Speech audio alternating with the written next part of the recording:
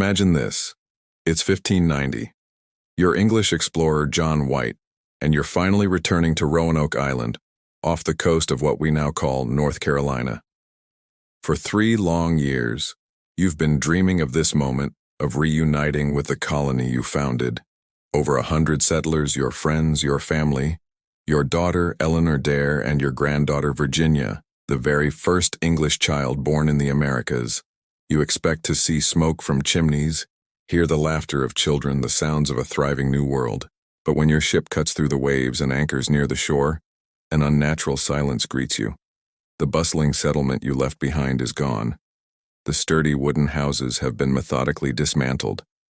The protective fort, taken apart piece by piece. There's no one there. Not a single soul. No signs of a struggle, no bodies, nothing to suggest a battle. Just an eerie, empty clearing and one single chilling clue carved into a wooden post. The word CROATOAN. This is where one of America's oldest and most haunting mysteries begins. What happened to the lost colony of Roanoke? Before White had sailed back to England for supplies in 1587, he'd left specific instructions. If the colonists were in trouble, they were to carve a Maltese cross above the name of their new location. If they simply decided to move, they should just carve the name of their destination. There was no cross, and CROATOAN was not a random word. It was the name of a nearby island, now known as Hatteras Island, and home to a Native American tribe led by Chief Manteo, who was known to be friendly with the English. This should have been a sign of hope, a map leading to his family. White was desperate to reach CROATOAN Island, but the unforgiving Atlantic had other plans. Vicious late-season storms battered his ships, making any attempt to sail south impossible. His crew, fearing for their lives, refused to go on. Heartbroken, John White was forced to turn back to England, never to see the shores of America or his family again. The colony had vanished. No blood, no bones, no answers. Just that one cryptic word. For over 400 years, that word has echoed through history, fueling endless speculation. What fate befell those men, women, and children? The theories are as vast and wild as the ocean that separated them from their home. The most logical theory, and the one many historians lean towards, is assimilation. The colonists, facing starvation and dwindling resources, may have decided to seek help from the local Native American tribes. They could have packed up their settlement, dismantled it for materials, and moved inland, eventually integrating into the native communities. This theory isn't just a guess, there's evidence to support it. Archaeologists have unearthed fascinating clues miles away from the original Roanoke site. Shards of English pottery from the 16th century, rusted tools, and other European artifacts have been found mixed in with Native American settlements deep in the North Carolina mainland.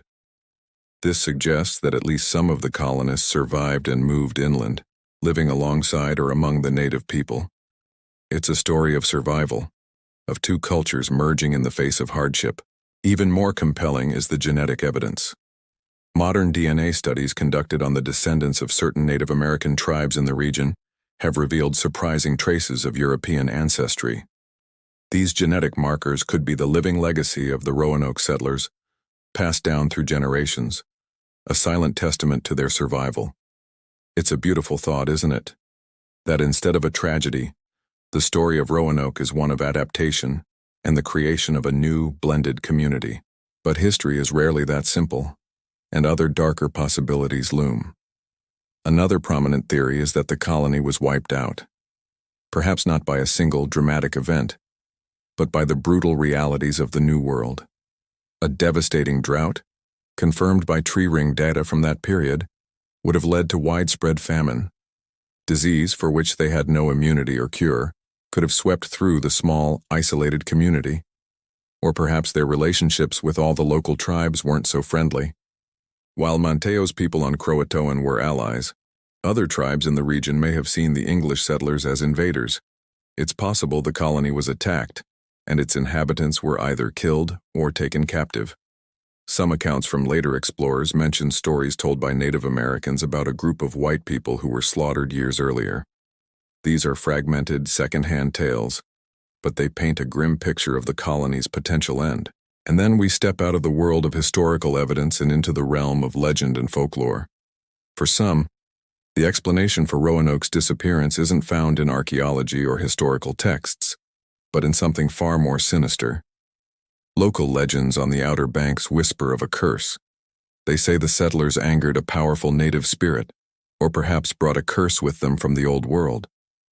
On foggy nights, people claim to hear the disembodied cries of women and children echoing through the ancient trees of the island. They say the ghosts of the colonists are still there, forever searching for a way home. This is where the story takes a truly bizarre turn.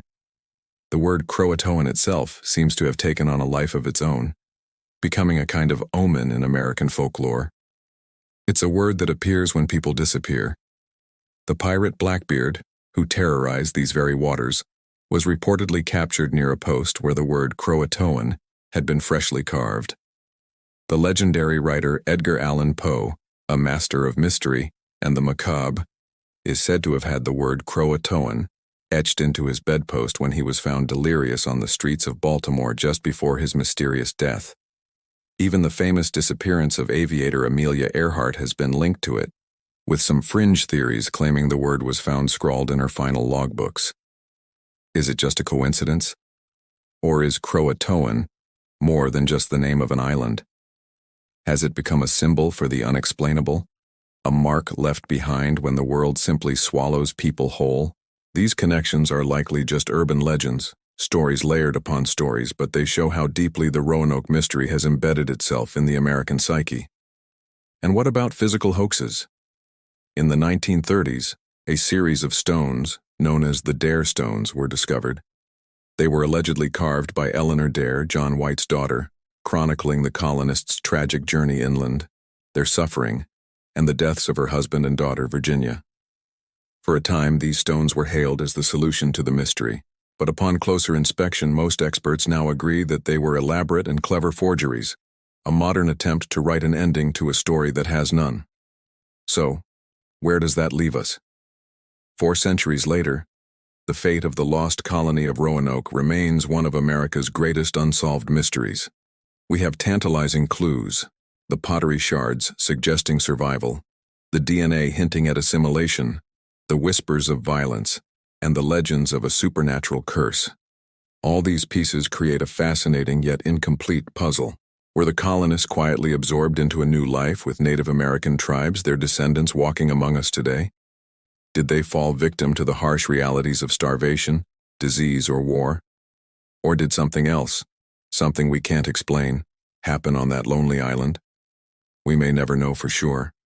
The truth is likely a complex mix of these theories. Perhaps some settlers assimilated, while others perished. There might not be one single answer, but many. All that truly remains is that one haunting word, carved into a post 400 years ago.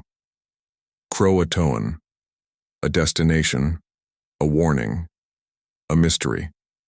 It stands as the only epitaph for over 100 people who stepped into the mists of a new world and were never seen again. What do you think happened to them? Let me know your theories in the comments below. Thanks for watching, and if you enjoy unraveling the mysteries of the past, make sure to like, share, and subscribe for more stories that history tried to forget.